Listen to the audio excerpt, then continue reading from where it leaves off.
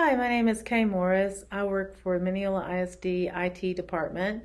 I'm one of of our personnel. We have Joseph Armstrong, Dennis Papa, and myself, Kay Morris. Our extensions are 1025, 1026, and 1027 is me on your phones in your classrooms. Today I want to show you our Clevertouch. It's a smart panel board that's on the walls in every single classroom that we have in our district. And I know at times that when things are off, you just leave them off and you do your lesson plans as normal, which is great. But I want to give you the tools to be able to teach and be able to show the kids those lesson plans.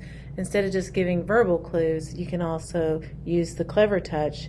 And we have set it up for subs so that you have access to the internet and also to a whiteboard. So I want to give you an idea of what those features look like. I will be very, very brief, but if you want a longer tutorial, when you're on campus, you can give me a call, and if I'm available, I'll come by and show you some features during one of your breaks.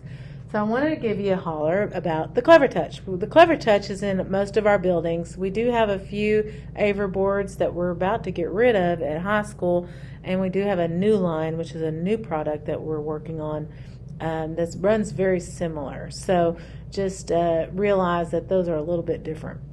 We have the Generation 1 Clevertouch and the Generation 2 Clevertouch. The way you can know in the classroom is where the power cord is. The power cord in this one goes up to the bottom, and you'll notice that there's a cord hanging in and plugged in. So that cord is a Generation 2. If it's on the side coming in this way, it's a Generation 1. And the only reason why you would need to know that is if there's no light here on either one of them, you need to go follow the power cord up, and there's a flip switch where you can flip it on, and you'll flip that switch, the light will turn on the side, and you'll know that it is active. Like I said, there's one here, or it might be on this side over here where you can see it actually. But if you just feel at the bottom, you'll feel that flip switch. The other way to turn it on, if it's already flipped, which it should be, is just pushing the button here on the Generation 2. You'll notice that it's a red light, and it is a button, a power button. But on the Generation 1, it's just a round circle that's red. It is not a button, so you have to go under the lip and push the button to turn it on. Okay. Once you turn it on, you're going to go to a main screen. It will come on as Clevertouch, and you might want to turn it on when you walk into the building so that it gets time to build up. And then you can leave it on all day. It will go to sleep. You can wake it up just by touching it, and it will wake up. If it doesn't, then you can push the power button, and it will come back on that way as well. So Clevertouch is a fantastic tool to use. Think of it as an alternate computer, really more like a cell phone that's on the wall, like a Samsung cell phone, okay? It's not a Mac device, it's an Android. But if you'll think of it that way, you can kind of get the use of how it works. So we have an admin account, a teacher's account, and everyone should have a guest account. If you do not have a guest account in your classroom, please let your campus tech know, and they can come by and put one on for you. If they can't, then they can call us and we'll come do it as well. So once you get into guest, you have access. There's no password in guest, so that gets you to the internet, and it gets you to that whiteboard we were talking about. There's two different menus on here. We have a menu on the bottom that swipes up. That menu shows our operation system for the computer. It shows what's being used as far as the HDMI holes. And we have an Apple TV plugged into this HDMI. So you'll notice there's blue dots there. You can also adjust your sound and your lighting, and you can make it yellow light instead of having that bright blue light if that's better for your eyes. The HDMI runs the Apple TV. If you're going to AirPlay from a laptop and you want a screencast, that is what that's for. And that's the only reason why we have Apple TV on here. But Apple TV will give you a number once you connect with your computer. You'll type the number into your computer. You can project from your laptop to the screen. And then that way anything that you do anywhere around the room will show up on the screen for the students. So that is only if you have a laptop and you are not generally issued a laptop. But To get off of this, again, you can swipe from the bottom and go to Lux. Lux is the operation system that we want to get to the whiteboard and to where we want to go. So that bottom menu is a menu on its own. There are two on the side. These two arrows on the side are the exact same menu. If I'm teaching from this side, it's on this side. If I want it over here, just tap again, and the menu shows up on this side. So I can teach from either side of the board without having to run across the board itself. Whiteboard is the very first thing that you touch, and whiteboard comes up, and you can leave it on this. Joseph? And then this way you have, this way you have access to it all day long in the classroom. You don't have to have it off. So I'll show you how to keep active windows open. And here you've got a arrow key, that's to move things around. You also have a pencil. If you'll tap it twice, it'll show you the different alternative pencils and things. It's paintbrush view or whatever. And then you have colors that you can choose that are automatic, or you can pick a color off the color wheel. So you can basically get any color that you want. And those colors will show up here and here to show you that you're on that color.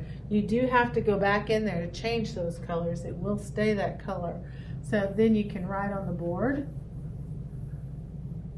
and put that on. Now you can have more than one student up here. You can write a sentence, and then you can have 4 or 5 students, however many you can fit on the board, and they can all write at the same time. And it will understand that signature. So they do not have to, you can have up to 20 different things touching the board at the same time, and it will recognize all of those, which is a really cool feature. We have an undo button, which I absolutely love. You want to get rid of something, hit undo. You also have a forward button, which will bring it back. So you can hit undo, but forward won't show up until you undo something. Once you have that, you have your beginning thing. Well, I really don't want that, but I just want a quick erase. Use your hand, put your hand across the board, and just swipe. And that will erase anything on there just as if you had an eraser in your palm of your hand. So you do have to use the thickness of your hand to do that. It has to sense that. Otherwise, you're going to get pencil markings, okay? So that's the difference. All right, they also have shapes. Let's say you're going to do a Venn diagram. Let's see what those shapes are. Tap it once, it'll choose it. Tap it again, it'll give you the menu. The menu, you push the circle that you want. They do have 3D and 2D and different colors that you can use. And so once you do, you just grab and drop. No, I didn't get that straight, so I'm going to go over to the arrow, and now I can move this circle to where I want it to be. And that is what the arrow will do. It's a pick option so that you can do that. Tap outside of that, that box will go away. And now that I have the Venn diagram, I can go to the pencil again, and I can do this. So then I have what I want on my Venn diagram. Say I want to get rid of this. Well, using your hand will not get rid of everything. It will only get rid of the writing.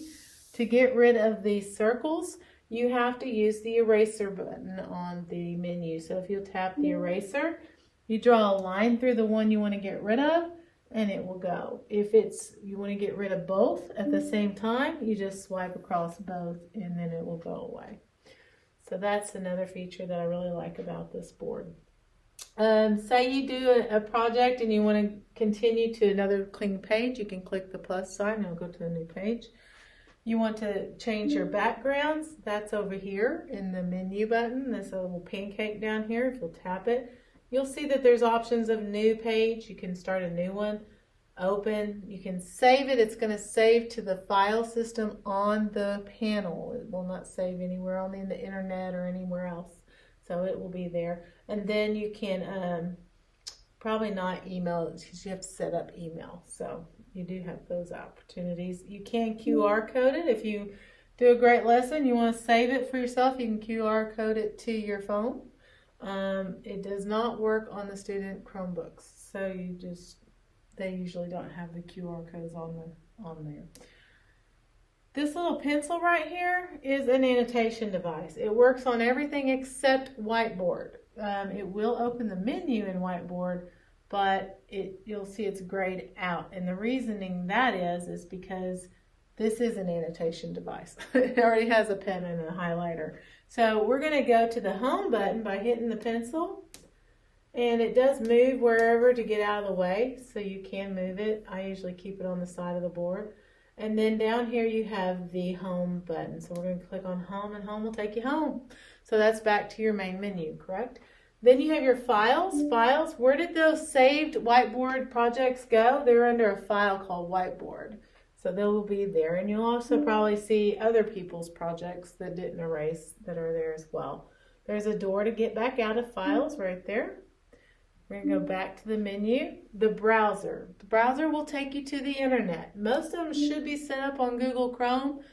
If not, then that's our bad, but it will pull up a browser. You can search things in the browser. We did a topic on tigers. You can find tigers. We also have, you can Google 20-minute timer, and a timer will show up. So if you need a timer for your classroom, hey, we're going to do this assignment for 20 minutes. When the timer goes off, we're going to stop or go to lunch or whatever. So Google has a great timer there. Just stay signed out if you don't want to sign in. If you do sign into your Google accounts, make sure you sign out when you leave, or your information is on guest and that is not locked down. Remember, there's no password. So make sure that your stuff is secure. So there's lots of different timers you can choose from, and you can pick your own, and it doesn't have to be 20. You can put whatever you want.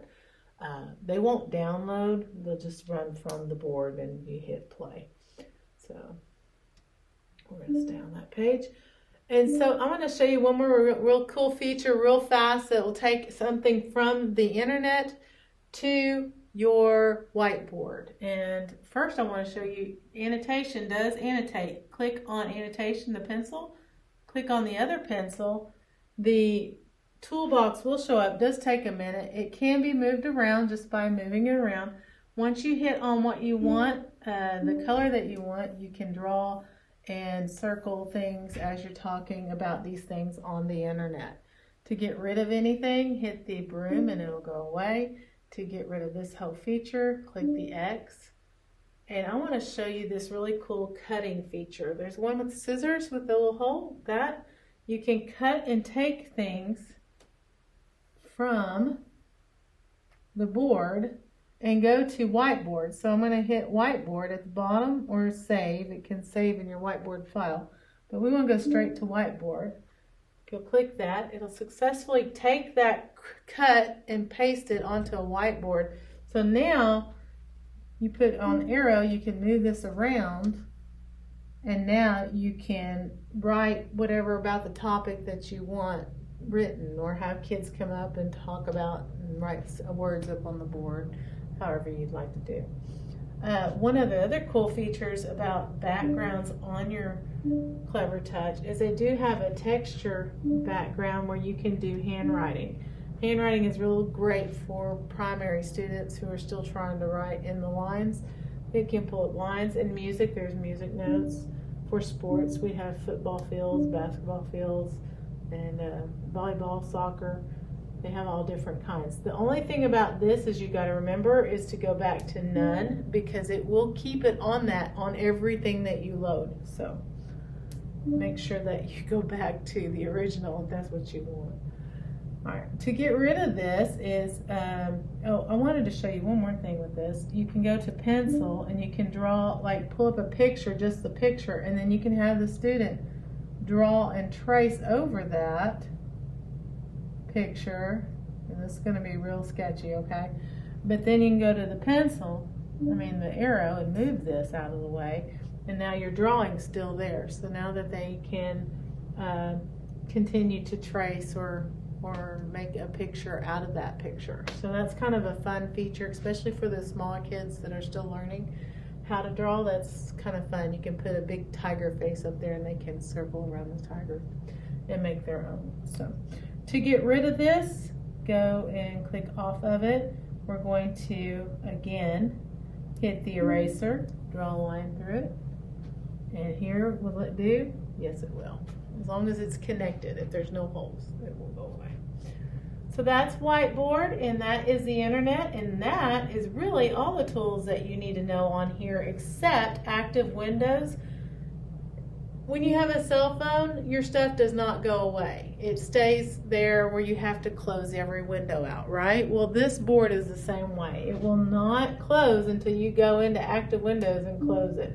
So if you want to flip back and forth to something while you're teaching throughout the day, you can leave those windows open and you can easily get to the other window by clicking active windows and switching back and forth, so that you can go the internet to the whiteboard very easily, very quickly, just by going to the active windows. It looks like two double window box right there on your menu bars, and it's on this menu and it's at home screen right here called active.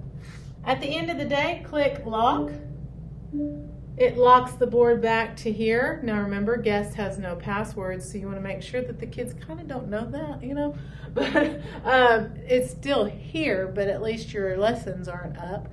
And you can also go to shut down. At the end of the day, you want to hit shut down, and that's in the lock area of the menu. And then you can shut it down here, but it's just safer for all computers to shut it down internally, and you'll get this little message saying, are you sure you want to shut down? You can leave it to run and shut down properly, or you can click OK and it'll shut down a little bit faster for you. But that is our quick lesson on Clevertouch, and I hope that you got a lot out of it, and I hope you will use it. The only way to do it is get your hands on it, and if you have questions, please feel free to contact us at the tech office. My extension number is 1027 on your phone. Hope you have a great day and a great session with your training today. If you have any questions, give us a holler. Have a great day. Bye.